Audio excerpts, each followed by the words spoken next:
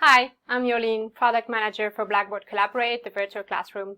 I want to introduce you to a new way we're leveraging data to empower instructors, and more specifically to the first release of what we're calling Engagement Insights. We did user research in which we attended several kinds of sessions and courses to observe what are some of the challenges that instructors face when teaching online, and then discuss it with them. One topic that was recurrently coming up was about engagement. In this virtual world, how do I know if students are truly engaging? How can I get them to participate? How to find out what works? Of course, when you're teaching a session, you do have a sense of how engaged your audience seems to be. But it can be challenging to overcome impressions, bias, and actually assess the true impact of what you're doing when you're trying to get them to participate. There's already so much you're juggling with while teaching the session. Although you know engagement is crucial, it's tough to actually get the full picture on it. That's where Engagement Insights come in. It gives you that synthetic data-informed view that helps you understand how engaged your audience is, then act on it, and see the immediate results in the numbers. In this first release, we're focusing on the two indicators that instructors told us are the most representative of engagement: hands raised and chat messages. The Engagement Insight panel gives you the total count of the number of times hands were raised and chat messages were posted.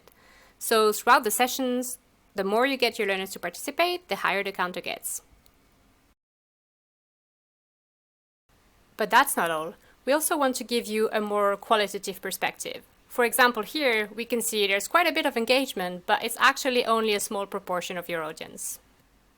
So as an instructor, I'm challenging my students with a hint. Does this solar system look right to you? I can see that this gets more students to engage. They may not have answers, but it doesn't mean they can't engage by sharing their thoughts. Now I'm curious how many of my attendees went to school back when number 9 was a planet. So I tell them, raise your hand if you know the name of number 9. Oh, only one. Not too surprised it's the eldest. I can ask him to turn his microphone on and tell us. I wish I'd get a bigger proportion of my class engaging. Moving on to the next part of the lesson, I try a new strategy. It's about recalling what we learned last time, and I ask my learners to raise their hand if they know the answer.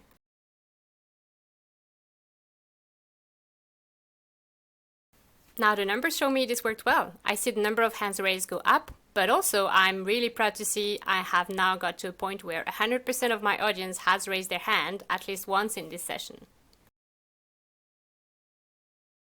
The participant list conveniently ordered the list by who raised their hand first.